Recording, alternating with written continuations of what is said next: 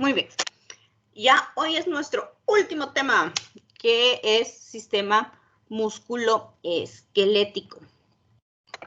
Bueno, con este tema vamos a ver que la función de nuestro cuerpo, de este sistema, va a ser proporcionar estabilidad y movimiento. O sea, podemos caminar, correr, nos va a dar protección y una línea de defensa frente a alguna fuerza externa. Por ejemplo, vienen y les pegan en el pecho, va a hacer que no, el daño o el golpe no sea obviamente sobre el corazón o los pulmones, sino primero tiene que pasar todo el conjunto de la caja torácica, los músculos que van a detener este impacto.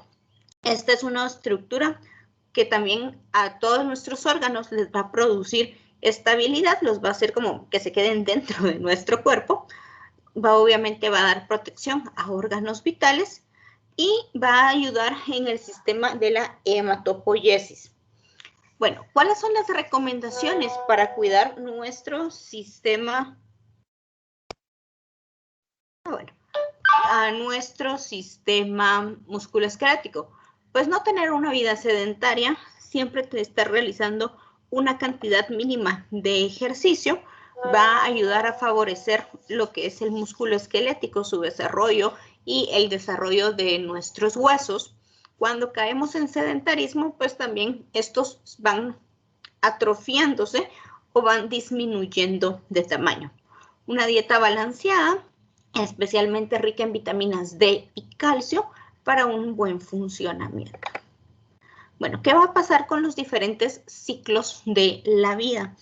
Primero vamos a tener al lactante y al niño. Al inicio, cuando está en el feto, va a tener tejido embrionario, que es el que va a ir desarrollando cada una de las estructuras del cuerpo humano.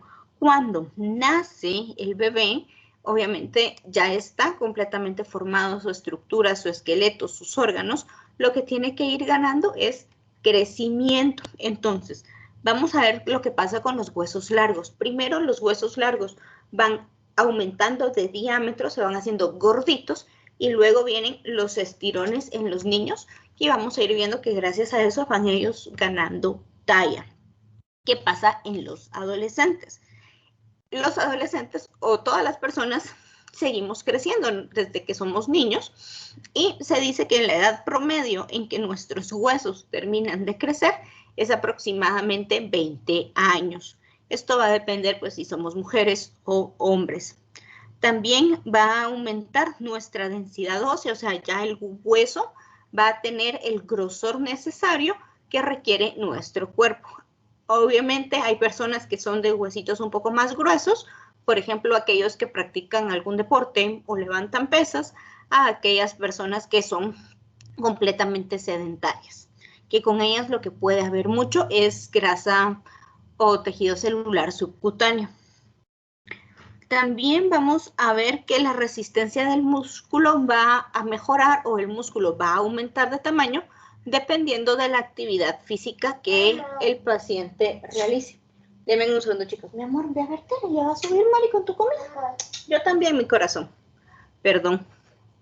Bueno, ¿qué pasa con las mujeres gestantes? Bueno, con las mujeres gestantes, pues mayores cambios musculoesqueléticos no hay. El cambio más significativo es a nivel de la columna lumbar. Ellas, por la panza que tienen, van a tirarse hacia atrás para mantener el equilibrio. Entonces, esto va a crear que en la columna lumbosacra se forme una lordosis, que vamos a ver más adelante las comparaciones de una columna normal con la de una mujer embarazada. Y por último, con nuestros adultos mayores. Pues los adultos mayores, ellos ya van a tener pérdida de calcio, los huesos pueden empezar a tener osteopenia o osteoporosis, y por eso van a ir disminuyendo el diámetro del hueso, son más propensos a fracturas por lo mismo. Hay disminución de la masa muscular. Si ven a los abuelitos, o sea, músculo como tal ellos no tienen, sino es más tejido de piel y celular subcutáneo lo que tienen colgante. Entonces, estos son cambios que van sufriendo ellos con la edad. Bueno, ¿dudas hasta el momento, chicos? Todo claro, doctora. Bueno, ¿qué nos van a llegar a consultar? Bueno, molestias, dolores articulares, síntomas musculares, algo propiamente de todo el caparazón óseo, ¿sí? Alguna lesión o golpe que hayan tenido en alguna parte especial. Y lo más clásico ahorita, dolor de espalda y de cuello. Otra cosa, dolor de cadera, ¿verdad? Entonces, con cada una de estas dolencias, siempre vamos a recordar lo que es el mnemotécnico Alicia. Recuérdenme qué significaba Alicia, Arturo. Arturo José. Alicia es, o sea, el significado de cada letra. Sí, correcto. A ver, es el área, la localización, la intensidad, la característica. Es que siempre se me olvida la última, la I, la A, del final siempre se me olvidan, siempre las confundo. A ver, pero la primera A no es de área. A ver, Anika, ayúdanos. ¿Qué es la primera A? Es antigüedad. Antigüedad. Localización estaba bien. Arturo, ¿qué nos había dicho que era la primera I? Intensidad. Intensidad, está bien. La C, ¿qué nos habías dicho? Le había dicho característica. Correcto, la característica o el carácter de la dolencia. La última I, que es la que no se acuerda. A ver, Carlos. Esa es irradiación, doctora. Correcto. ¿Y la A? Era factores que aumentan o agravan, si no se llama. Correcto. Entonces, depende de la molestia o de la dolencia, pues tenemos que ir sacando preguntas con nuestro mnemotécnico. Obviamente, estas dolencias van a ir variando dependiendo de la edad del paciente y obviamente de la característica, ¿verdad? No es lo mismo a un niño que le metieron un pelotazo en la mano a que un tenista que se lesionó el hombro, ¿de acuerdo? O una persona que llega por problemas artríticos en sus manitas. Entonces, cada una de estas dolencias, pues las tenemos que ir evaluando propiamente. Bueno, ¿qué más antecedentes vamos a preguntar? Obviamente los antecedentes médicos, traumáticos. Aquí en los traumáticos nos referimos a golpes, fracturas, ¿de acuerdo? Que haya tenido, esguinces, también es importante que haya tenido. A cirugías, especialmente esto está enfocado a cirugías de hueso o de músculo, ¿de acuerdo? A enfermedades crónicas, alguna deformidad esquelética o alguna anomalía congénita que el niño o la persona tenga. En deformidades puede ser, por darles un ejemplo, que no tenga un dedo o que tenga un dedo de más, que tenga una extremidad más corta que la otra, ¿de acuerdo? Esas serían anomalías, deformidades musculoesqueléticas. Bueno, entre nuestros antecedentes familiares, de igual manera, hay que preguntar anomalías congénitas de cualquier área del cuerpo. Aquí, pues, el libro nos hace mención específica de cadera o de pie, problemas de escoliosis o algún problema o dolencia en la espalda, problemas artríticos o trastornos genéticos. Y entre biopsicosociales, pues, el trabajo que realiza nuestro paciente, el tipo y el tiempo de ejercicio que realiza, si cumple o puede realizar todas sus actividades del día a día, cuál es el peso y la talla de nuestro paciente, el estado nutricional del mismo y si consume tabaco, alcohol o algún tipo de droga. Bueno, por grupos etarios, ¿qué nos vamos a enfocar en estar preguntando? Antecedentes de parto, o sea, ¿nació por parto vaginal o fue producto de cesárea? A cómo se fue desarrollando este niño. pudo gatear, caminar, correr adecuadamente o tiene algún problema al caminar. Por ejemplo, aquellos niños que caminan como patos, ¿de acuerdo? Esos son problemas que debemos de ver. Antecedentes o evidencia de sobrepeso, obesidad. Cómo son la calidad de sus movimientos finos y movimientos gruesos. Y si presenta algún dolor o dolencia en las extremidades. Los niños más o menos alrededor de los 7 años se caracterizan por iniciar a tener dolores de crecimiento. ¿Cómo vamos a diferenciar estos dolores de crecimiento? Así hay alguna afección más seria, pues, en el miembro que nos dicen. Porque los dolores de crecimiento, al resto de la exploración física, no vamos a encontrar nada más de qué preocuparnos. No hay una articulación inflamada, el hueso está bien, el músculo está bien, el examen físico de este paciente es completamente normal. Y como les digo, esto empieza a suceder aproximadamente a los 7 años de edad, que es la primera etapa donde los chicos empiezan a tener sus estirones para ir creciendo. ¿Qué pasa con las mujeres gestantes? Con ellas hay que indagar mucho a los calambres musculares y el dolor de espalda, que es característico. Los adultos mayores, si presentan debilidad, si usan algún accesorio para caminar, entiéndase bastón, muletas, andador, silla de ruedas, si ha tenido fracturas previas en algún huesito, qué medicamentos consumen y si ha sufrido algunas lesiones musculoesqueléticas en algún momento. Bueno, dudas en cuanto a antecedentes. Bueno, ¿qué equipo requerimos? Marcador o un goniómetro. Este es el goniómetro, el instrumento que les estoy enseñando aquí en la imagen. El goniómetro consiste básicamente en 2 reglas y estos se llaman, es un compás. Chicos, se me fue el nombre. ¿Cómo se llama el que nos mide los ángulos? Transportador. Transportador. ¿Transportador? ¿Seguros? Sí. Si no me engañaron en el colegio. Sí, doctora. Bueno, si usted, hoy sí, no me acuerdo del nombre esto. Y un transportador, entonces, esto ya es un instrumento que viene junto y unido y se coloca en la articulación de nuestro paciente y nos va a ayudar a medir los ángulos que tiene cada una de las articulaciones que vamos a ver más adelante. Entonces, esto lo podemos hacer nosotros hechizo en casa, obviamente con 2 reglas y el transportador, pero ya vienen los que son completamente como unidos y esto es más que todo un equipo utilizado por médicos traumatólogos. Doctora, en el caso del goniómetro se llama angulómetro. Angulómetro, muy bien. La ruedita rodada, esta. Sí, cada ruedita se llama angulómetro. Angulómetro. ¿Vieron?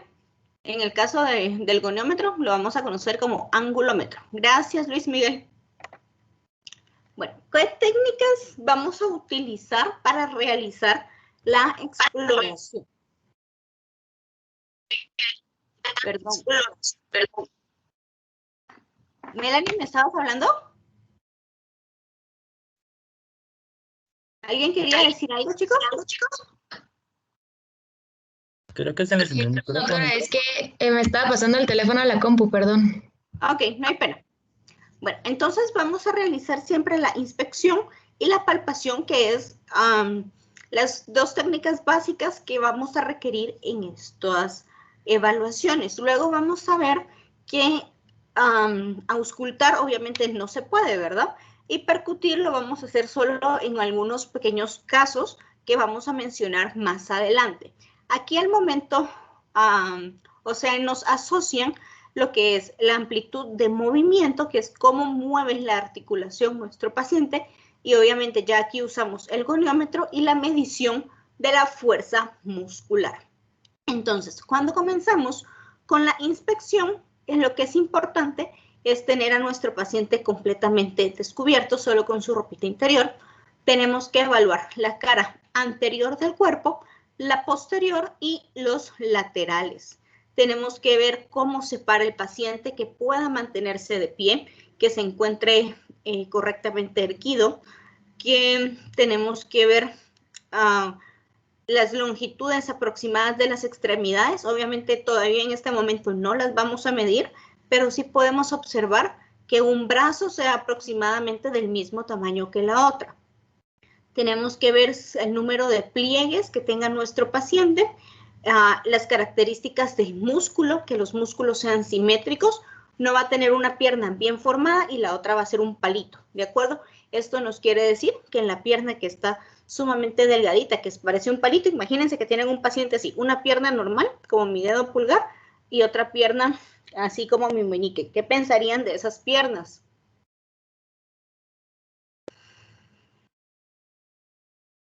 Que Chicos, no ¿qué son piensan si les normales. llega un paciente así con piernas?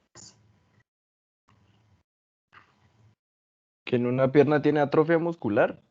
Correcto, que alguna pierna tiene atrofia muscular. Algo le pasó que lo haya llevado a esta atrofia, es algo congénito, o le tuvieron que operar y por eso quedó así, le tuvieron que quitar algún pedazo de músculo, no sé, tienen que investigarlo, ¿verdad? También a la inspección es importante evaluar cicatrices, especialmente sobre a las extremidades o sobre alguna articulación. Para eso nos va a hacer sospechar de que el paciente pudo haber tenido una herida o alguna operación en esta región. Bueno, vamos a pasar a la palpación. La palpación generalmente la vamos a hacer sobre huesos, articulaciones, vamos a palpar tendones y obviamente los músculos. Si ustedes miran una articulación que está inflamada, por favor, pasen todo el examen físico y regresamos a esa articulación de último. ¿Qué características vamos a buscar en una articulación inflamada? A ver, Astrid.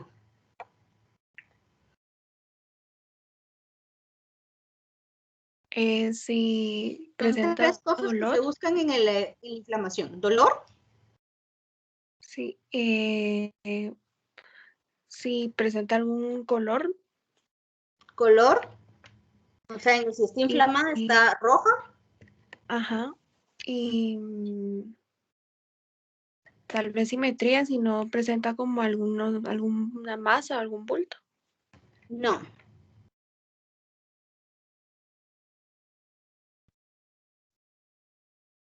A ver, ¿quién tiene su manita por ahí levantada? Yo Luisa. iba a decir que si tiene capacidad para moverlo completamente. Ajá, eso también nos influye en la incapacidad para mover. ¿Qué más se les ocurre? La presencia de calor. El calor, o sea, que la articulación esté más caliente que las otras. Entonces, esto nos va a indicar que está inflamada. Cuando también estemos realizando la palpación de cualquier apartado del cuerpo, tenemos que buscar calor. Por ejemplo, si es el tobillo, se acaba de golpear, comparen el calor de un lado con el del otro. Comparen la sensibilidad dolorosa de un pie con el otro. Busquen edema, o sea, el pie está hinchado, está gordito o es igual al otro pie. Crepitaciones. La crepitación la pueden sentir en la palpación, como cuando destripamos bolitas de esas de papel de aire.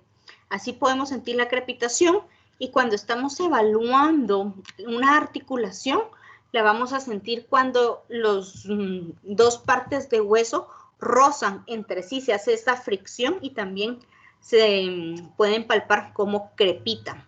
Y obviamente como hace de ruido este roce de los huesitos.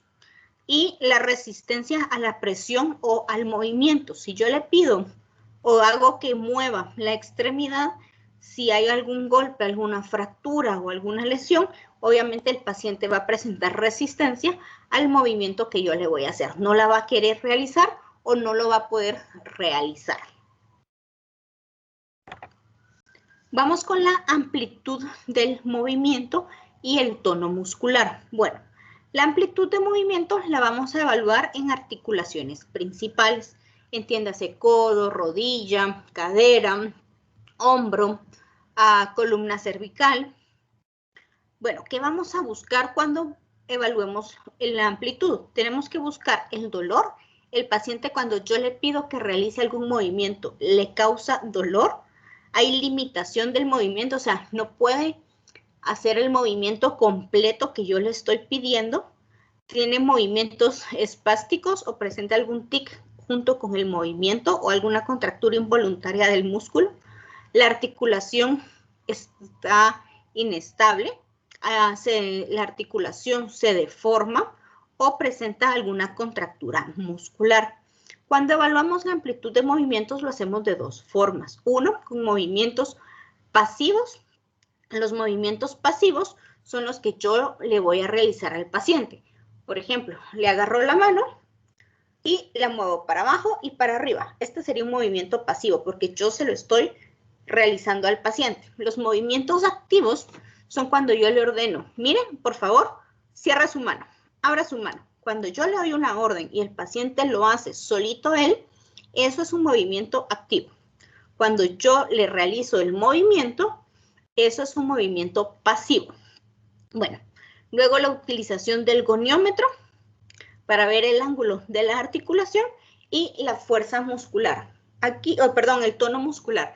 Aquí el tono muscular únicamente es de tocar el músculo y ustedes tienen que palparlo. Es un músculo suave, es un músculo que parece pellejito y solo está colgante, o es un músculo con buen tono. Por ejemplo, en el caso de los deportistas, ¿de acuerdo? Entonces es así como vamos a evaluar únicamente el tono muscular. Ya luego vamos a ver lo que es la fuerza muscular, que ya para esto ya existe una escala en la que vamos a evaluar. Aquí les puse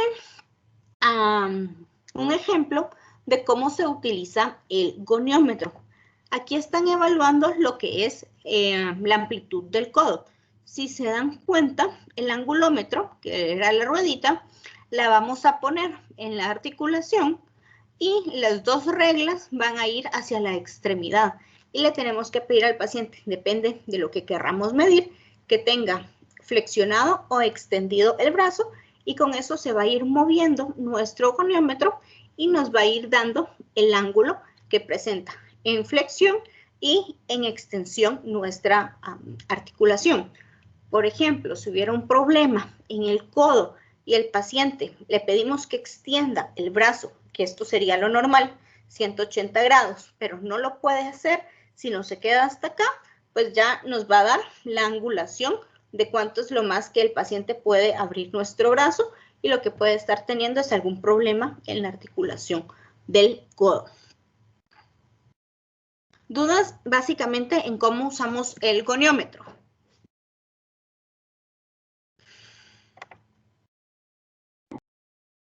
No, doctora.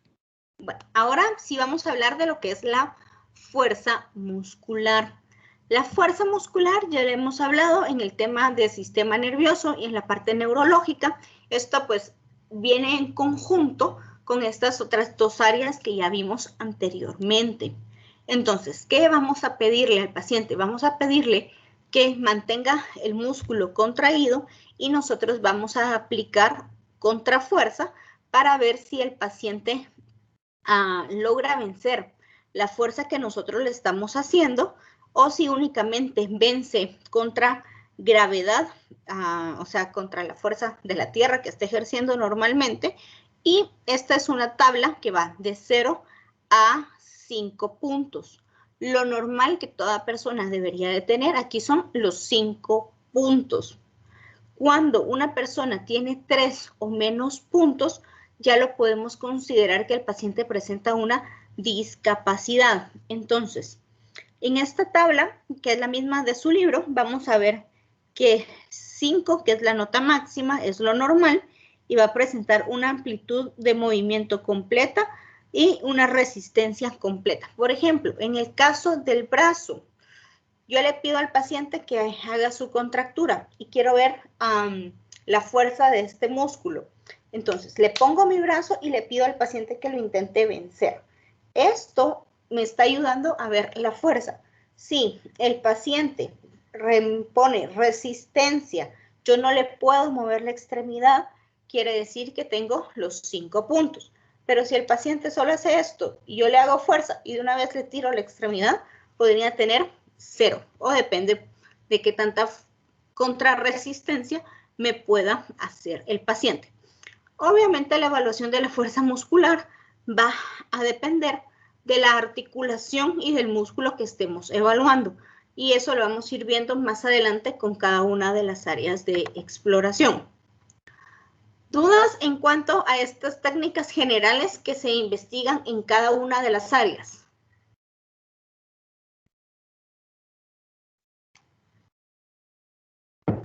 Pero a mí solo no me quedó muy claro lo del movimiento residual, cuando es 1. A ver,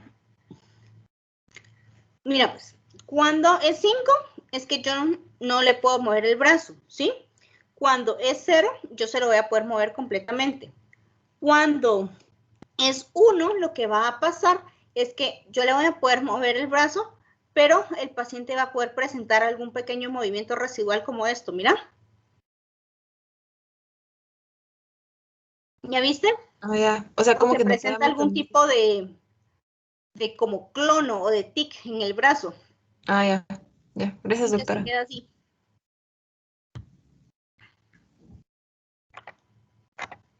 Muy bien, entonces ahora vamos a pasar a evaluar cada una de las grandes articulaciones y obviamente sus músculos en específico. En este apartado yo ya solo les voy a hablar de la semiología, no les voy a mencionar articulaciones con nombres propios o músculos con nombres propios, porque sería meternos mucho al tema de anatomía y sería prolongarnos mucho en la clase. Entonces, solo les voy a hablar, por ejemplo, la articulación de la mano, la articulación de los dedos. Ya ustedes ahí se irán acordando de los nombres propios y de los músculos propiamente que van a estar involucrados en las áreas. Nos vamos a concentrar únicamente en la semiología y de cada una de estas áreas. Dime, José Pablo. Doctora, perdón, es que no me dejaba activar mi micrófono, pero sí tenía una pregunta con respecto a la prueba de la fuerza muscular. ¿Qué tanta fuerza nosotros tenemos que ejercer para hacerle contrapresión al paciente? O sea, hoy, obviamente no vamos a hacer sabemos de que el paciente viene un poquito malo, digamos, ¿va? O ya lo vemos con alguna discapacidad, no le vamos a ejercer demasiada fuerza porque también podemos lastimarlo. Pero, ¿de qué va a depender eso? De las características de tu paciente. Obviamente, si es un deportista, tú lo miras que es una persona con buen desarrollo muscular, vas a poderle aplicar mayor fuerza a que si fuera un niño o a que si fuera una persona adulta. Y a eso, en la misma articulación del paciente, o sea, la misma tono muscular, te va a ir dando la fuerza que tú le debes de aplicar. Perfecto, puedes simplemente probar, por ejemplo, ponga y tú pones tu mano y le dices, muévame mi mano. Si sientes que la mueve tu brazo que estás aplicando contra resistencia, la pones más dura. Pruebe ahora otra vez. Y ya. Ah, no, necesitas aplicarle más fuerza. Y le dice, mire, disculpe, vuelve a probar. Trata de mover mi brazo. Y así te vas hasta ver qué fuerza necesitas tú aplicar. Perfecto. O sea que todo va a ir más o menos, vamos a ir graduando la fuerza dependiendo de la contrarresistencia que ofrezca el paciente. Correcto. No es lo mismo un paciente que llega por un chequeo general a que llega por una fractura del cóndilo y tú le pides que mueva el brazo, obviamente no lo va a poder hacer. Sí, pues, gracias, doctora. Bueno, entonces vamos a comenzar hablando de lo que son la mano y nuestra muñeca. Aquí obviamente regresamos a las 4 técnicas que hablamos anteriormente: inspección, palpación, amplitud de movimientos y la fuerza muscular. Para la inspección tenemos que ver la palma, el dorso de nuestra mano, tenemos que buscar cómo está posicionada nuestra mano, cada uno de los dedos del paciente, a contar cuántos dedos tienen nuestros pacientes o si hay evidenciar si hay alguna anomalía en estos dedos y lo más importante, buscar los pliegues palmares. Si ahorita, por favor, todos observen sus manos, la palma de sus manos. A ver, Francisco Bach, cuéntame, ¿cómo es la palma de tu mano? Descríbemela. Se puede decir que es de textura lisa, de una coloración uniforme. Y no presenta... Solo recuerden, cuando hablamos del color de la piel, utilizamos mejor los fototipos, ¿de acuerdo? Fototipo 3, 4, 1, dependiendo de nuestro color de la piel. Sigue. Bueno. También no presenta masas o protuberancias en toda la palma de la mano. De igual forma, no presenta rugosidades y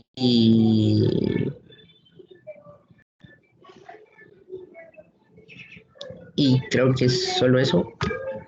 Muy bien. No sé cómo se podría decir lo de las... No sé si esos son los pliegues o... Los pliegues son las líneas que tú te miras que a veces se nos hace como una forma de M. Entonces sí se puede observar los pliegues.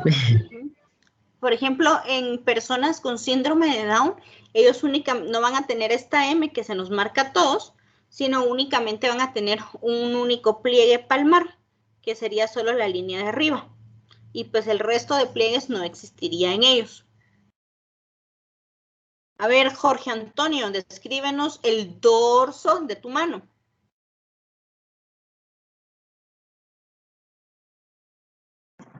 Es liso, me marcan los metacarpianos, es color normal, no hay abultamientos,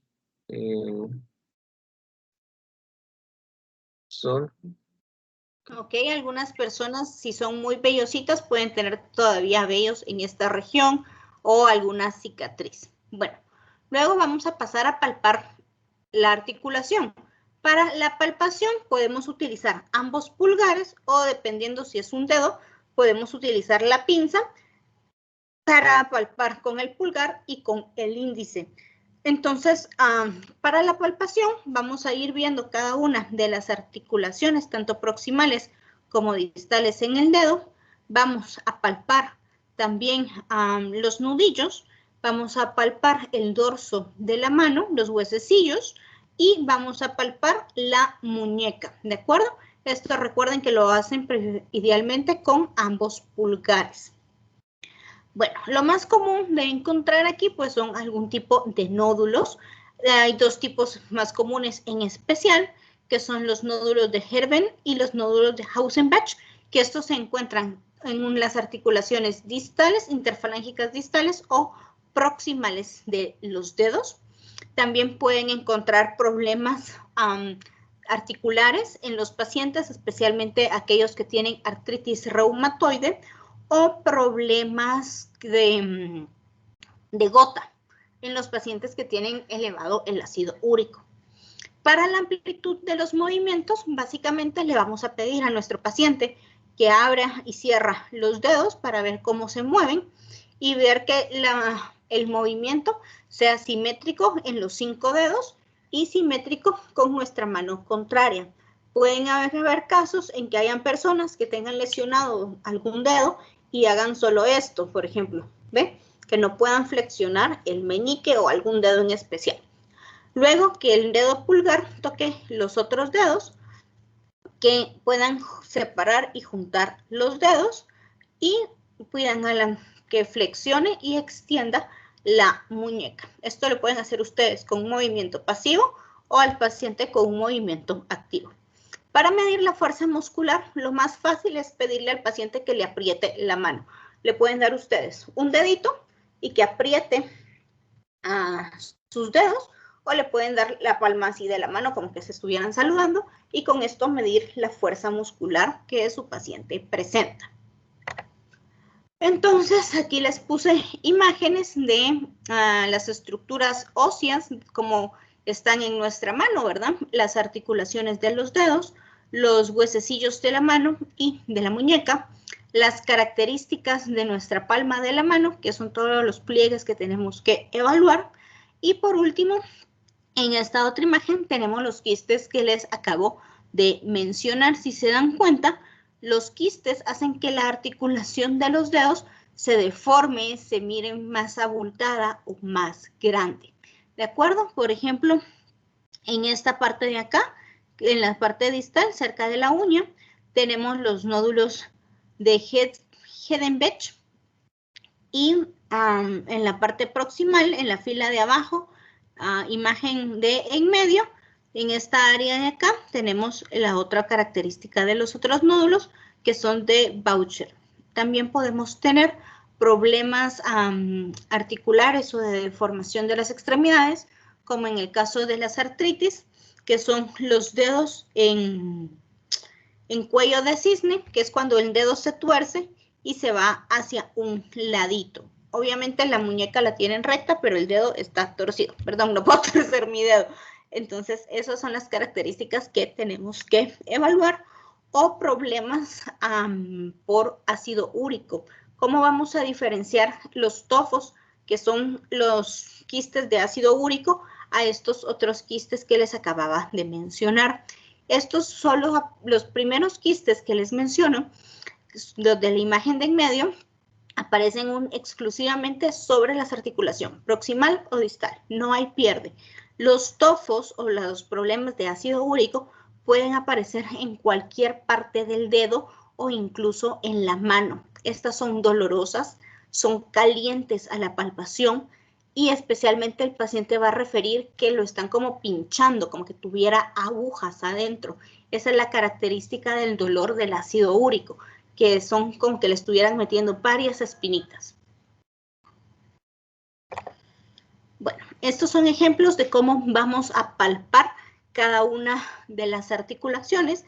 En estos 3 ejemplos, si podemos evidenciar, estamos usando ambos pulgares, tanto para palpar dedos, para empezar a palpar nudillos y huesecillos, como para la palpación de la muñeca.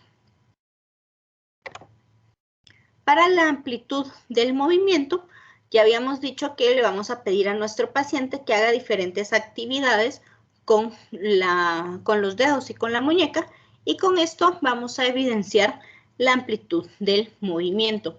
Aquí también podemos utilizar el goniómetro para saber cuánto es el ángulo del paciente cuando hace flexión y cuando hace extensión de la mano. Recuerden que en flexión idealmente son 90 grados y en hiperextensión podemos llegar hasta 30.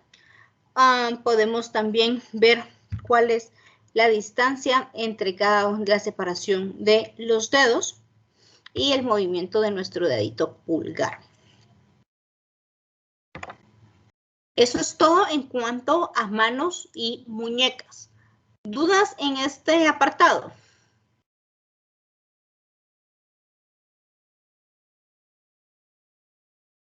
Recuerden que ahorita solo estamos hablando de la exploración simple de cada una de las articulaciones.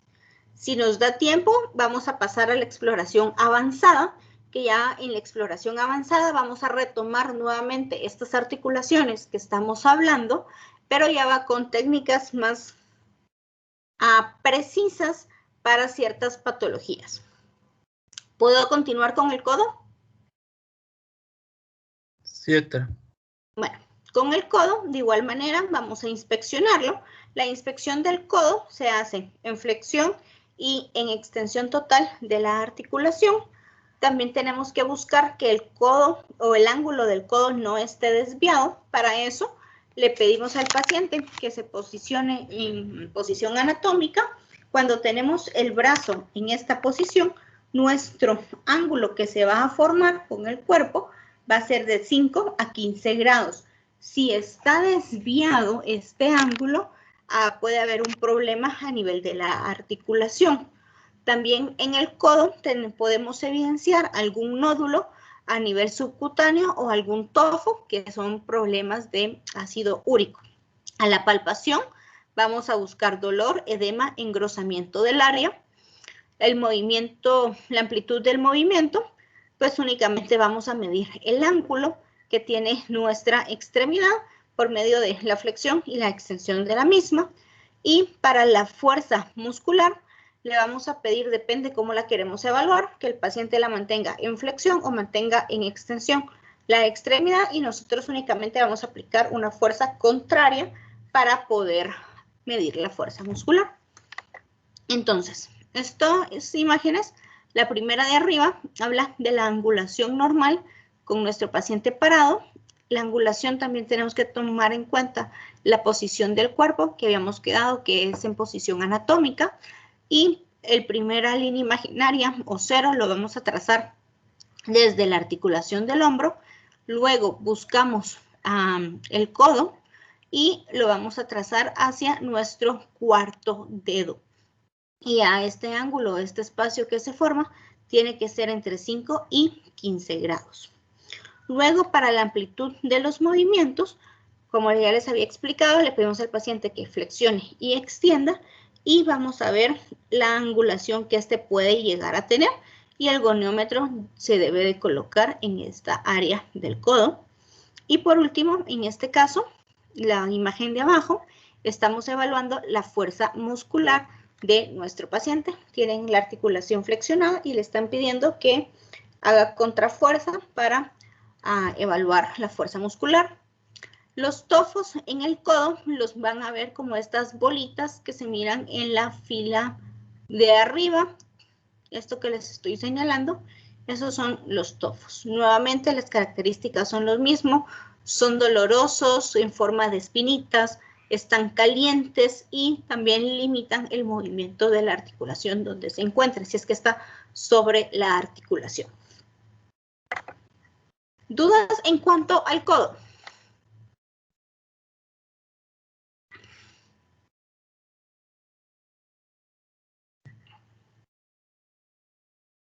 No, está muy claro. Bueno, vamos a seguir con el hombro. El hombro lo vamos a inspeccionar. El hombro tenemos que ver el contorno propiamente del hombro. Tenemos que ver clavícula, escápula y cintura escapular. Tenemos que ver la musculatura, tanto de cuello como de hombro, por la inserción de los músculos, ¿ok? Tenemos que palpar. Vamos a palpar la musculatura, la articulación, buscando algún dolor, alguna inestabilidad articular o edema. Van a ver que muchas personas llegan quejándose de dolor y cuando las tocan o mueven el codo, les truena o les cruje, ¿de acuerdo? Si no, por ejemplo, si ustedes se tocan ahorita sus hombros y los mueven, algunos pueden sentir como un crack, crack. Si no hay otro síntoma, otra molestia y todo el examen físico de ustedes es normal, este crujido que oyen es normal porque es la articulación que está girando, ¿de acuerdo? Pero si este crujido, después del crujido sienten dolor o si la articulación se mira deforme, puede ser que se haya lujado el hombro y por eso haya quedado deforme. También hay que ver esa situación. Para la amplitud de movimientos, se le pide al paciente que haga una serie de movimientos como subir y encoger los hombros, que eleve los brazos hacia arriba de la cabeza o hacia enfrente, que extienda los brazos hacia atrás de la espalda, que los coloque detrás de las caderas y que los codos los haga así para afuera y que coloque ambos brazos detrás de la cabeza y de igual manera los codos los haga hacia atrás o hacia afuera. ¿Cómo vamos a evaluar la fuerza muscular? Esta fuerza muscular se evalúa cuando evaluamos el par craneal 11 o el accesorio, que es colocando nuestras manos sobre los hombros y pidiéndole al paciente que los eleve. Entonces, en las imágenes vamos a ver, en las primeras dos imágenes, la amplitud del movimiento de lo que nosotros le pidamos a nuestro paciente que haga. Tenemos que medir las angulaciones de cada uno de los movimientos del hombro, como en el caso de las imágenes A, B y C y D, que miramos aquí, que son los movimientos que les acabo de describir. La imagen E es la medición de la fuerza muscular de nuestro paciente, que si se recuerdan es la misma imagen que utilizamos para evaluar el par craneal 11. Las otras dos imágenes que están apartadas, la imagen A y la imagen B. ¿Qué les llama la atención de estas dos imágenes, chicos? Es una paciente que le estamos viendo de espalda. A ver, Gabriela, ¿qué te llama la atención de estas imágenes? Tal vez que la prominencia de las escápulas no es igual, pues no es simétrica. Comencemos con la imagen A, no es simétrica. Hay una escápula que sí se mira y otra que no, dices tú. Sí, correcto. Correcto. Y en la imagen B, ¿qué les llama la atención? A ver, Fernando. Que no se retrae completamente la escápula cuando se extienden los hombros. O sea, se tendría que ver o marcar otra vez la escápula. Entonces, si se dan cuenta, en la imagen A la paciente está en esta posición, en la imagen B el paciente está en esta posición y siempre la escápula del lado izquierdo no la evidenciamos, ¿de acuerdo?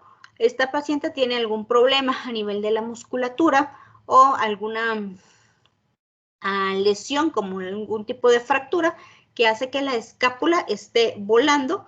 Por eso se le llama aleteo de la escápula, porque no la vemos, ¿de acuerdo? Bueno, ¿dudas con hombro? No, otra. Bueno, ahora vamos con la articulación temporomandibular. El libro no les habla de la inspección, pero sí les recuerdo que debemos de inspeccionar el área buscando calor, rubor o edema. Luego vamos a pasar a palparla en busca igualmente de dolor o de crepitaciones. Vamos a ver la amplitud del movimiento, que con esta le pedimos al paciente que abra y cierre la boca, que haga movimientos hacia los lados y que protruiga o retraiga el mentón. Para evaluar la fuerza muscular, la realizamos por medio de la evaluación del quinto par craneal, que es el trigémino, y este se hace apretando los dientes. Entonces, la primera imagen, estamos viendo que realizamos la palpación de la articulación. Recuerden que nos vamos enfrente de la oreja, más o menos unos 2 centímetros, vamos a deslizar nuestro dedito y si le pedimos al paciente que abra y cierre, van a sentir la articulación. Por favor, prueben hacerlo. Enfrente de la oreja, más o menos 2 centímetros para enfrente y para abajo. Van a encontrar la articulación. Abran y cierren ahora. ¿Todos encontraron su articulación? Sí, doctora. Ok, esta palpación obviamente no tiene que ser dolorosa. Si es dolorosa, puede haber un problema de luxación de la articulación que esté afectando o puede haber incluso algún problema en dientes o en el nervio, ¿de acuerdo? Que esté molestando. Luego, para la amplitud de movimientos, cuando ustedes le piden al paciente que abra la boca, necesitan utilizar su regla. La medición entre diente superior y diente inferior depende de qué tan grande abra la boca del paciente.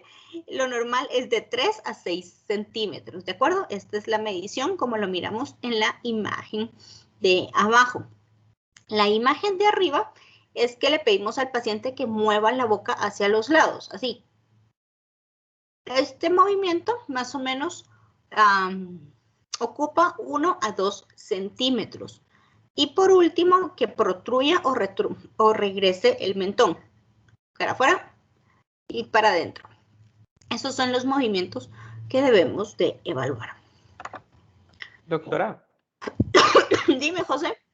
Una pregunta. Es que, por ejemplo, yo tengo una familiar que ella de verdad la articulación temporomandibular, o sea, se sienten muchos crepitantes, o sea, ella dice que literal yo se lo toqué y suena como una de esas, literal de esas burbujas que que nos vienen empaquetadas las cosas, así se siente como track, track, track, track, y literal no hay momento en el que no se sienta, pero ella no siente dolor. Entonces, en ese caso, ¿es como alarmante o siempre va a ser alarmante que vaya con dolor?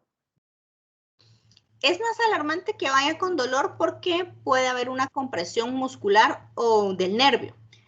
No es tan normal que a cada rato esté crujiendo la paciente, por así decírtelo.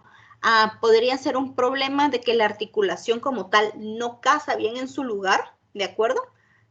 Como miramos aquí en la imagen de arriba, la última, que la articulación cuando cae, cierra la boca o la abre, sufre pequeñas luxaciones. Habría que evaluar eso. Generalmente quienes lo pueden hacer son los dentistas, si es un tema relacionado a la mordida de la paciente.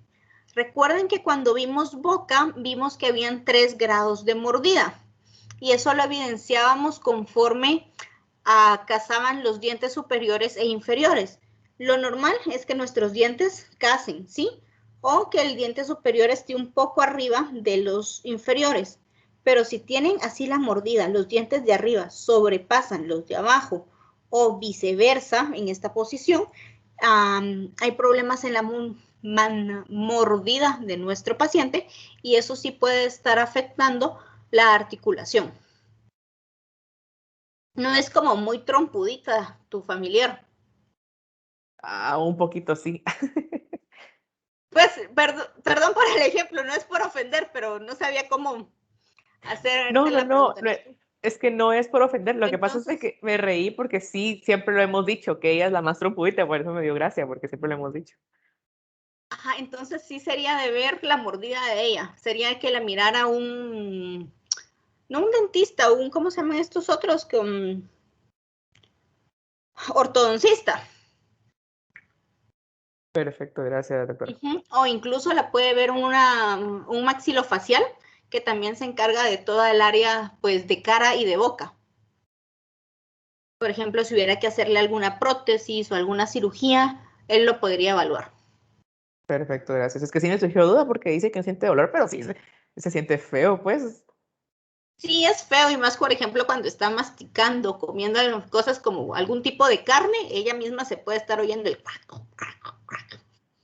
Y al final llega a ser incómodo para la paciente. Bueno, ¿no más dudas, chicos? En cuanto a mandíbula. Bueno, vamos a pasar a la columna cervical. Nos vamos a enfocar únicamente en esta parte del cuello en este momento. Tenemos que ver la inspección. La inspección la vamos a hacer de anterior y de posterior. Vamos a ver que la cabeza esté alineada conforme a los hombros. Si la cabeza está así, piensen que hay algún problema. Puede ser incluso únicamente muscular, como una tortícolis, o puede ser alguna compresión nerviosa que esté teniendo su paciente. Luego van a pasar a la palpación. La palpación la vamos a hacer de la cara posterior. Para eso nos tenemos que colocar detrás de nuestro paciente. Vamos a utilizar nuestros 4 pulpejos de las manos y vamos a ir realizando una palpación. Tienen la columna cervical y van a ir realizando la palpación de los músculos paravertebrales con ambas manos de cada lado de la columna y van a palpar la columna, las apófisis espinosas. Tienen que ver que a la palpación no haya dolor, haya simetría del cuello, del músculo y del tono del músculo. Por ejemplo, las personas que tienen espasmos musculares o tortícolis, el músculo va a sentirse duro, como que ustedes estuvieran tocando una piedra. Por favor, todos tóquense aquí ahorita su músculo, su esternocleidomastoideo, y toquen su hombro en esta región. ¿Cómo sienten ahorita los músculos? A ver, Luis Miguel, ¿cómo sientes tu músculo? Pues yo lo siento como suave. Suavecito, aguado. O sea, como squishy, no sé, como así como que fuera como una cama de agua, no sé cómo explicar, así como. Ok. Carlos Humberto, ¿cómo sientes tu músculo? Sí, yo lo siento un poco más firme, tal vez que mi compañera, doctora. Ujú. Pero puede ser por la grasa, doctora. Depende de cuánto tejido adiposo haya, pero generalmente si no tienes, por ejemplo, ninguna contractura muscular, se siente como que te estuvieras tocando el brazo, así suavecito. Así deberían de sentir los músculos, ¿sí? Ok, gracias, doctora.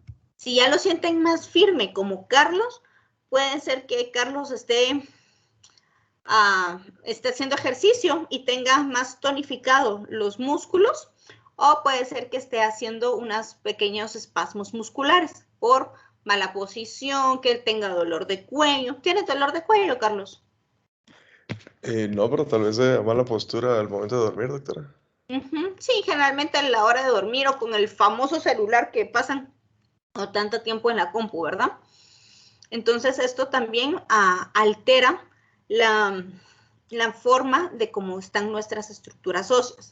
Ahora que Carlos menciona a la hora de dormir, es importante las posiciones para dormir, el uso de cuántas almohadas, el uso del celular o de la computadora, porque están con su celular y están así, miren. Entonces, esta flexión que ustedes hacen causa dolor y causa molestia. Bueno, luego vamos a pedir la amplitud de movimientos. Para esto le vamos a pedir al paciente que flexione y extienda la cabeza, que gire la cabeza hacia los lados, como diciendo sí o no, que flexione luego igualmente los movimientos de la cabeza, que gire hacia abajo y viendo sus hombros. Y por último, la fuerza muscular. Para la fuerza muscular la vamos a evaluar cuando evaluemos el par craneal accesorio, el 11. Le pedimos a la paciente que mueva la cabeza de un lado al otro y nosotros ponemos nuestra palma de la mano en el cachete del paciente y miramos que pueda vencer la fuerza que nosotros le estamos haciendo.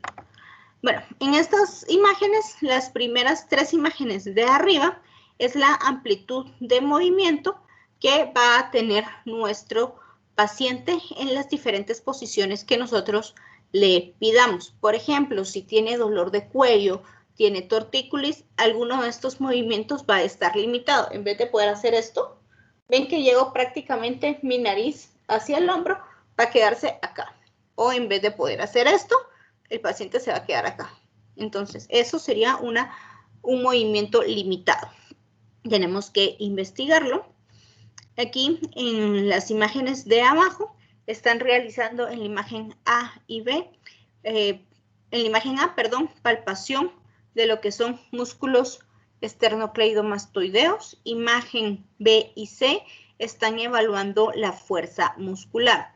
La imagen C es lo más común, como yo les había dicho, de la fuerza muscular. Le pedimos al paciente que gire y ponga la mano, pero también podemos evaluar la fuerza muscular en anterior y posterior, pidiéndole al paciente que flexione y extienda y nosotros como colocar nuestra mano en la frente del paciente y evitar que él haga la flexión o que él haga la extensión. ¿Dudas en cuanto a columna cervical?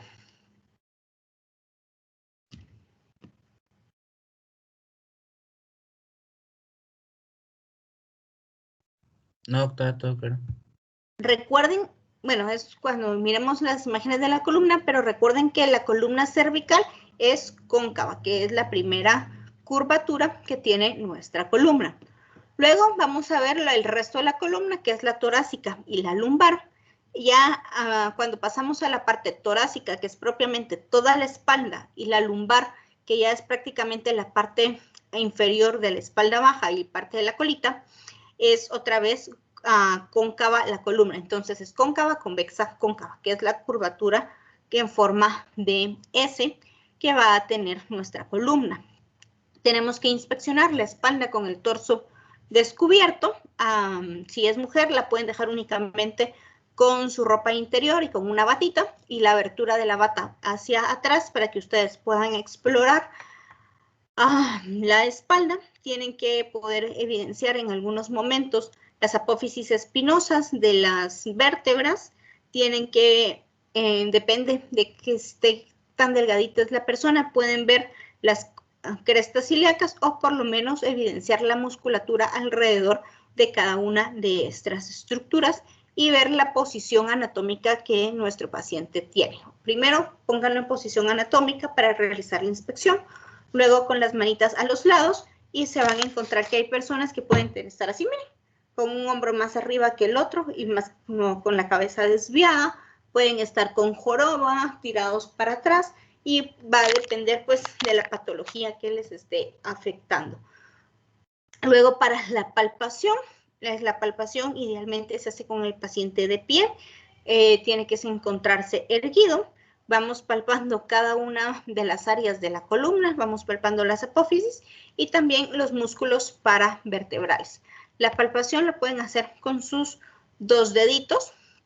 Aquí va a haber un pequeño cambio, no miramos fuerza muscular como tal, sino vamos a percutir y vamos a percutir sobre las vértebras. Cuando percutamos, obviamente el sonido que van a producir es mate, pero no buscamos eso. Vamos a buscar si al momento de percutir hay o no hay dolor.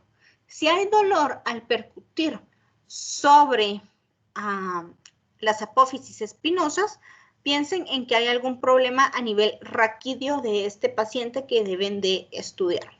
Y esto se le conoce como una sensibilidad dolorosa raquídea. Hoy sí, para la amplitud del movimiento, pues le vamos a pedir al paciente que haga diferentes movimientos, que se incline hacia adelante, hacia atrás, que gire sobre su eje para ver cómo realiza él estos movimientos y cuáles son sus ángulos. Cuando yo les hablaba de las curvaturas normales de la columna, vamos a ver que la imagen A son las curvaturas normales tanto en una columna vista desde anterior como en una columna vista desde lateral. La parte de arriba obviamente es cabeza. Vamos columna cervical, dorsal y lumbar. Y luego tenemos lo que es el coxis. Pero podemos tener deformidades en la columna o en alguna de las curvaturas de nuestra columna. Como la imagen B, se dan cuenta que a nivel de la columna torácica, esta está más abultada de lo normal, puede presentar una cifosis, como la imagen C, que puede presentar una lordosis, miren cómo está la cintura de nuestro paciente, o pueden presentar una jiba, que es un abultamiento en la espalda. Bueno, ya regresando a la parte de la columna, la primera imagen vamos a ir viendo cómo se realiza la palpación. Si se dan cuenta, se va con nuestros 2 deditos sobre toda la columna, palpando.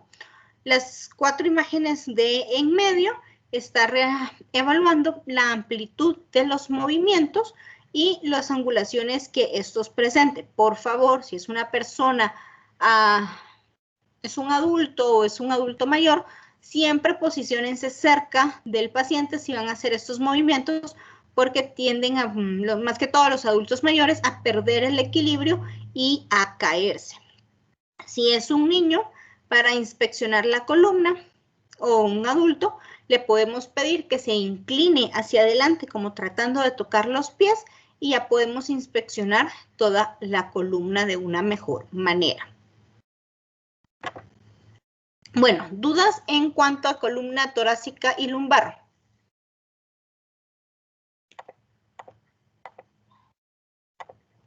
Chicos, ¿dudas? Claro, todo claro. Bueno, vamos a ir rapidito porque ya vamos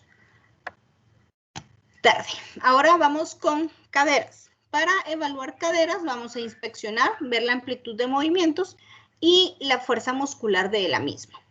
Entonces, la inspección se hace con el paciente de pie y vamos a buscar los principales puntos de referencia, como son las crestas, el trocánter mayor del fémur, para evaluar las caderas.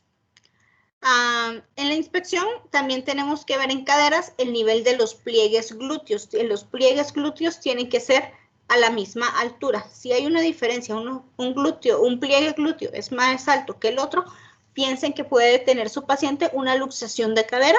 Esto es más evidente en los pacientes pediátricos.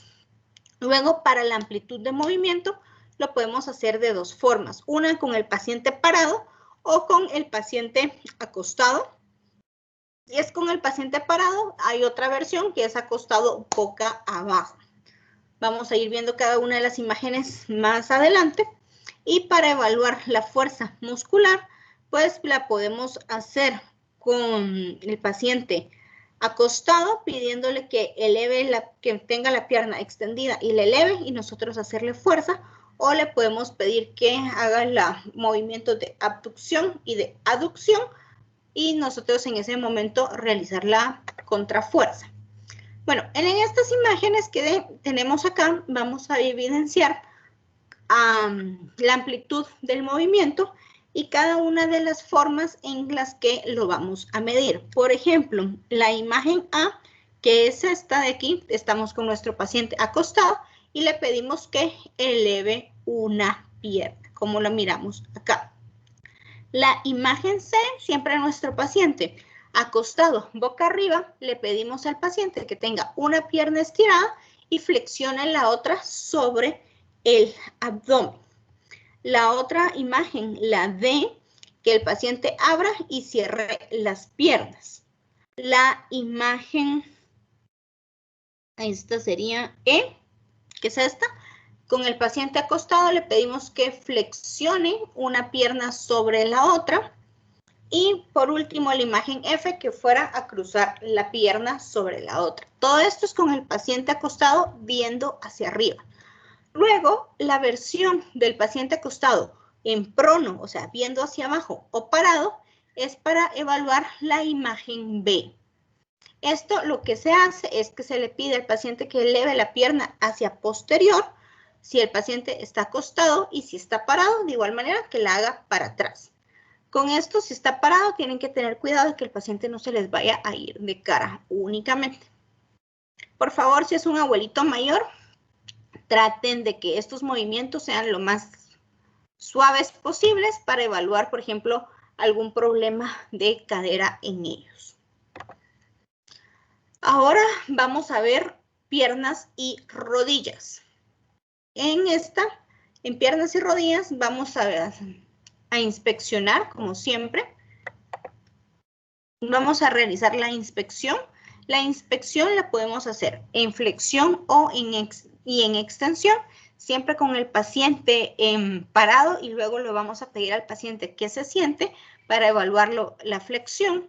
Vamos a observar alguna región anatómica que nos llame la atención como punto de referencia y tenemos que ir buscando en las estructuras únicamente que a través de nuestros ojitos, como es el caso de la rótula, ver los ángulos, para ver que no haya ninguna deformidad o alguna alteración a nivel de la rodilla o a nivel de las piernas, que las rodillas no estén giradas hacia adelante o giradas hacia afuera, que esté dando que las piernas también tengan esta posición, que ya sería pues un mayor problema. Luego vamos a pasar a la palpación. La palpación la vamos a hacer en dos formas. Cuando vamos a palpar el espacio popliteo, o sea, la parte de atrás de la rodilla, tenemos que buscar que no haya edema y que no haya dolor. A veces cuando nosotros palpamos este agujero popliteo podemos encontrar algunas bolitas y esta bolita se llaman generalmente quistes de Baker, que si no causa ningún problema pues los pueden dejar ahí. Si causa dolor o limitación del movimiento pues hay que retirarlos. Luego vamos a palpar, después de palpar el espacio popliteo, vamos a palpar el resto del espacio articular y especialmente la unión de tibia y femoral de nuestras piernas, para ir buscando también lo que es la rótula, ir buscando las almohadillas en la rodilla. Y vamos a ir buscando que no haya dolor, que no haya edema, que no haya, cuando le pedimos al paciente que mueva la rodilla, que no hayan crepitaciones en estas áreas. Cuando palpamos la pierna como tal, palpar que la simetría del músculo sea igual en cada una de las piernas, que no haya dolor a la misma y de hecho, en la palpación pueden ver no solo la simetría, sino que una pierna no sea más gordita por edema, por un hematoma o por el desarrollo muscular, y eso pues va a ir dependiendo de las otras manifestaciones que encuentren a la palpación. Luego vamos a evaluar la amplitud del movimiento.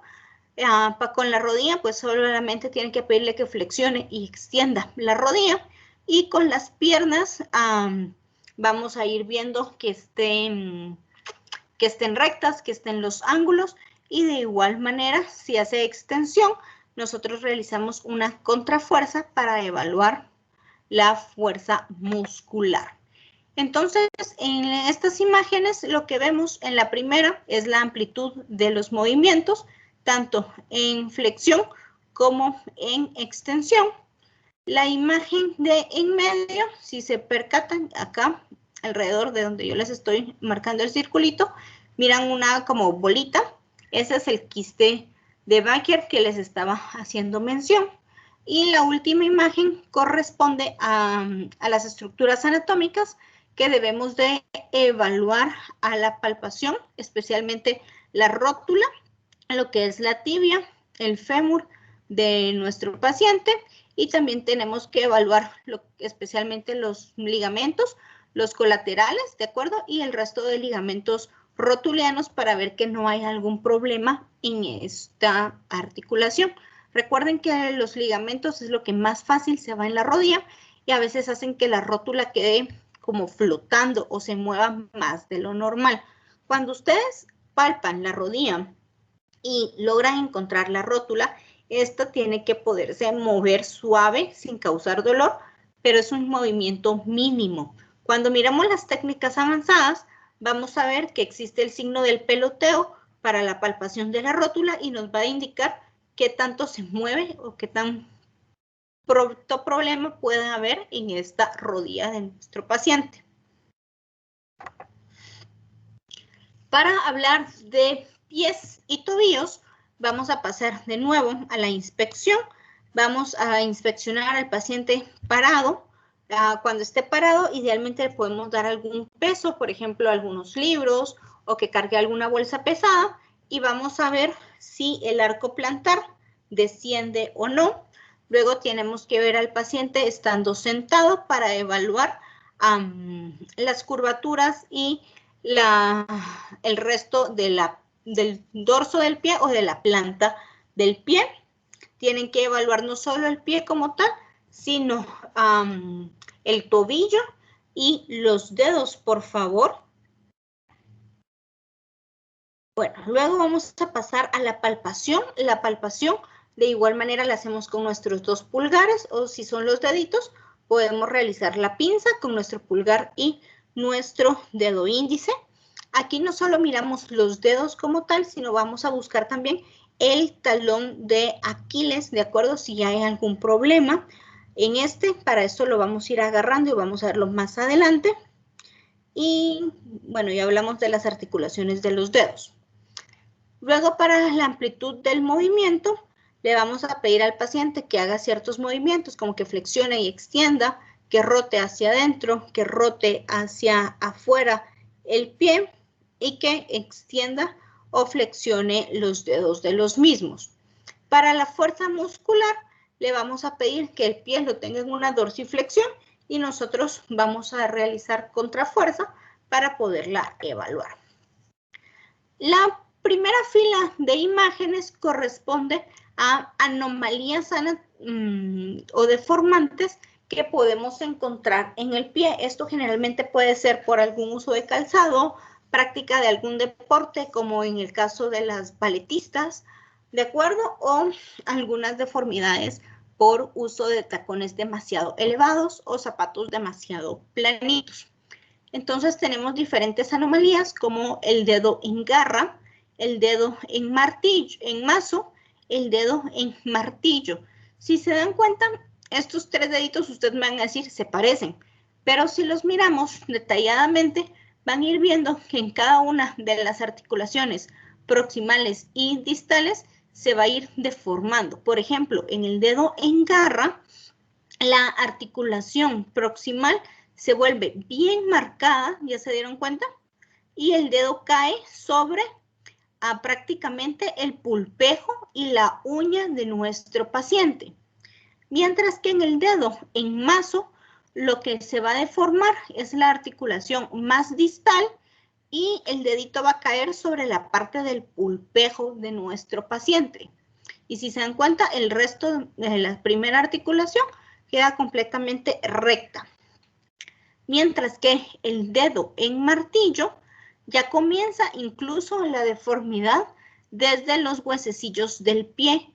Ya comienza a elevarse y a deformarse la articulación para que el dedo quede en martillo, y generalmente este dedo no toca a veces el suelo o el piso. De acuerdo, queda flotando en el aire. También están los famosos juanetes, que es cuando la articulación se modifica o se vuelve anormal, se inflama y hace que el dedo se tuerza hacia adentro y es un dedo en valgo, o sea, que va hacia adentro, como miramos aquí en la imagen que nos enseña los huesecillos. Luego, la imagen de la par es ya un aparato para ayudar a regresar esta parte de la articulación que se salió o se deformó a su lugar posible. Es una forma, ¿cómo se llama?, de hacerlo por medio de instrumentos. Si el pie no mejora con esto, obviamente es quirúrgico lo que procede. Luego, para la evaluación del talón de Aquiles, el talón de Aquiles lo podemos evaluar con nuestro paciente sentado o idealmente con nuestro paciente parado y la pierna que estamos evaluando sobre, flexionada la rodilla sobre el asiento para evaluar el área del talón del ligamento de Aquiles, que es este blanquito que les estoy enseñando acá. Luego, para evaluar la amplitud de los movimientos, vamos a realizar las características que miramos acá adelante, que flexione y extiende el piecito, lo gire para un lado, para el otro, que haga rotación interna, rotación externa. Y vamos a ver las características también de si el pie es plano, como la imagen B2, que no es normal, es que tengan el pie así como que fuera tamalito, plano, sino tiene que presentar una pequeña curvatura, como la imagen A, donde se miran solo los huesecillos. Este es el arco plantar, todos lo deberíamos de tener idealmente, pero hay personas que por el uso de zapatos demasiado plano, no se les va desarrollando. Si son niños, pues todavía les podemos dar más o menos hasta los 4 años para ver el desarrollo de este arco plantar. Antes de los 4 años, todavía los niños tienen el piecito plano, pero hay que irlos ayudando con el uso de zapatos adecuados o idealmente que anden descalzos. Bueno, ¿dudas? ¿Preguntas?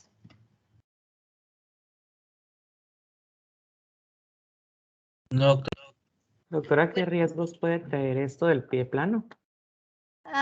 Riesgos para la salud como tal, no, pero lo que te va a causar son muchos dolores en la planta del pie, incluso problemas a la marcha, si son pacientes pediátricos o niños que están ya de 5 o 6 años, pueden tener problemas o quejarse mucho que les duelen sus piecitos al caminar.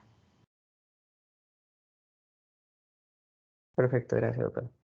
Bueno, José, bueno, nos hace falta ver la parte de técnicas avanzadas de exploración.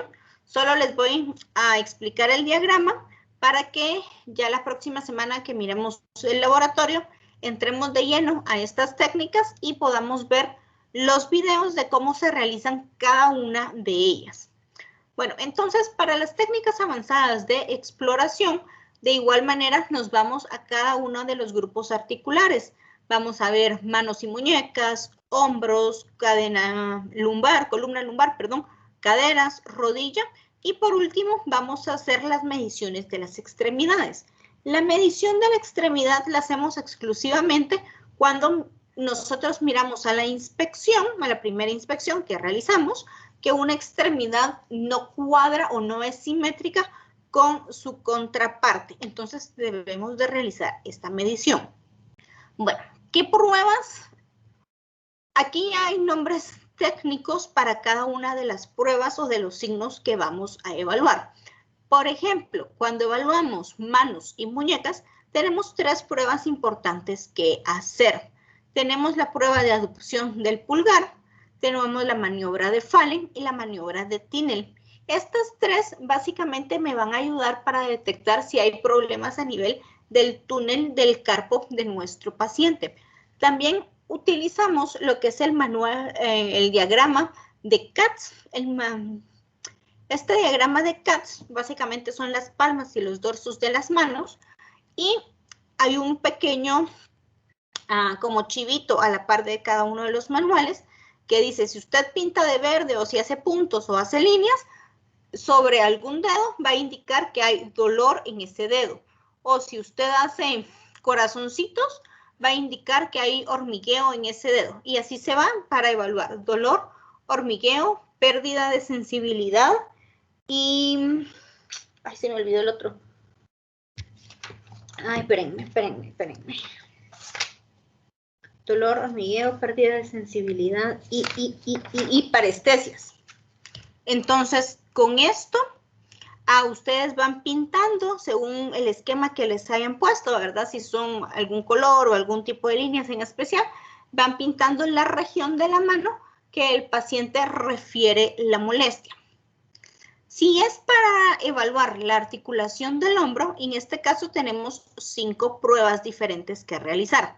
Una es la prueba de Neer, luego tenemos la prueba de Hopkins, luego tenemos las pruebas para ver lo que son el músculo supraespinoso, el músculo subescapular y los músculos infraespinosos y redondos. Obviamente, en esta articulación todo es el movimiento del hombro que nosotros le pongamos o le pidamos a nuestro paciente. Si el paciente presenta dolor o limitación en alguno de estos movimientos, puede ser que haya algún desgarro muscular en alguna de estas estructuras, puede ser que haya alguna lesión o que esté únicamente inflamado.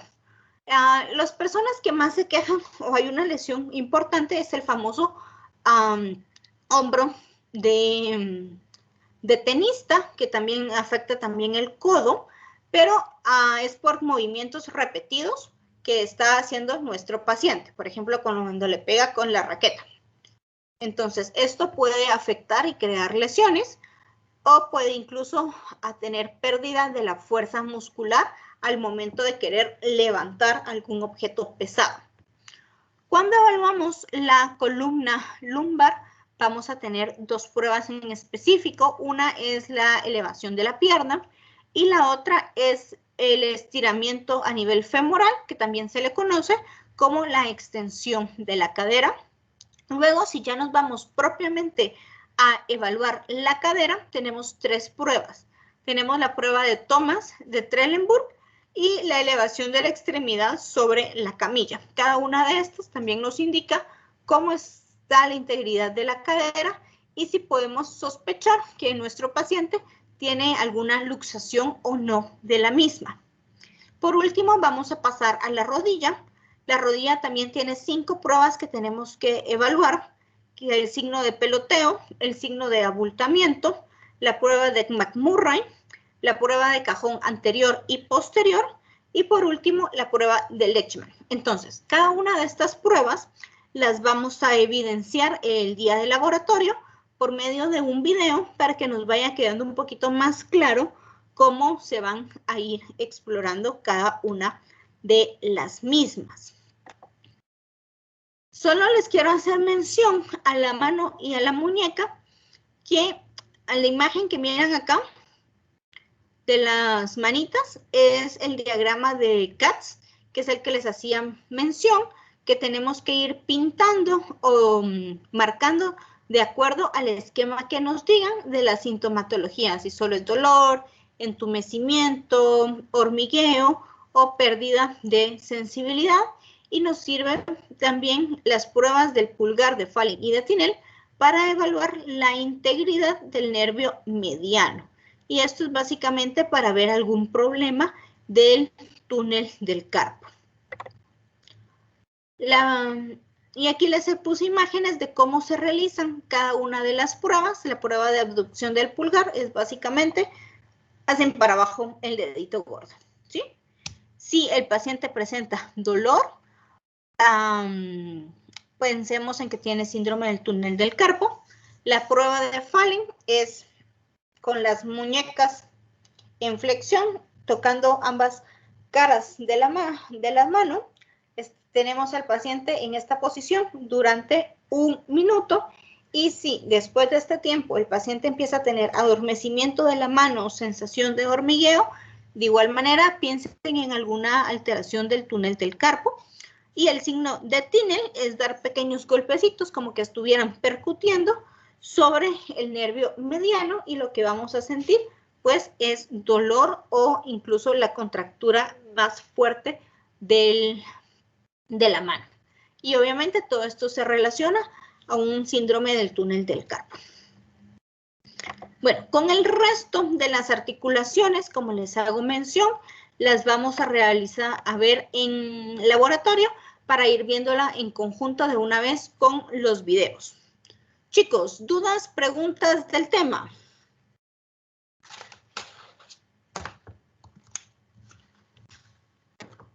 Es un tema un poquito largo y un poquito con mucha información, pero de poco a poquito les vamos a ir recordando, aprendiendo.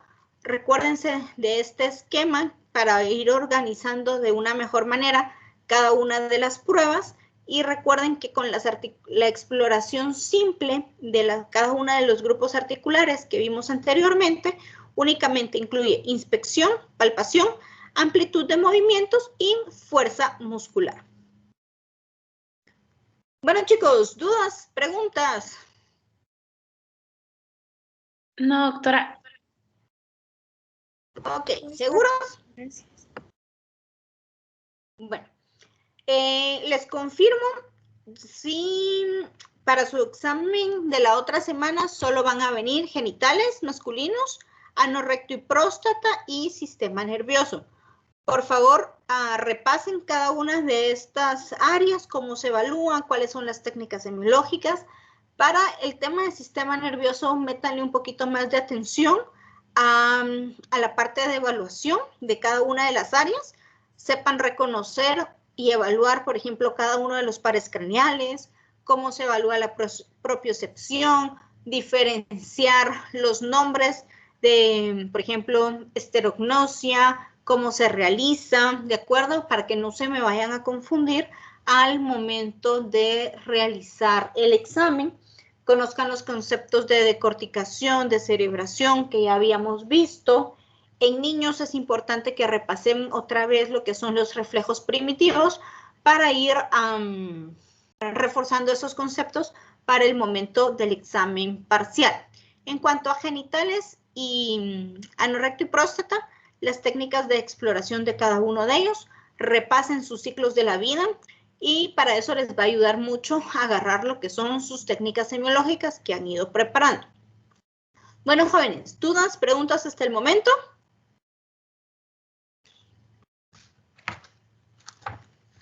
No, doctora, todo claro por mi parte, muchas gracias.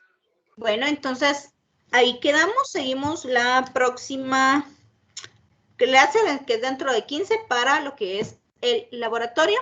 Denme un momentito, no se me hagan desconectar, descargar lista. Doctora. Dime. Sí, es que quedamos con mi subsección, solo para avisarle que quedamos que la clase del 20, que es miércoles, que ahí parece, la íbamos a hacer el lunes. Ah, juntas las dos secciones. Ajá. Ah, mejor. Espérame, déjame apuntarlo. Entonces, vamos a unir a ambas. Perfecto, entonces cuando estén ambas unidas, las fechas de entrega de trabajos, ¿se acuerdan que en este único momento se les va a modificar a ustedes, verdad? Sí, está bien, doctora, gracias. Ok, perfecto, chicos. Ya se pueden desconectar. Gracias, doctora. Feliz fin de semana. Igualmente estudien, por favor. Ya es lo último. Doctora. Buen fin de Chao, semana. chicos. Gracias, feliz día.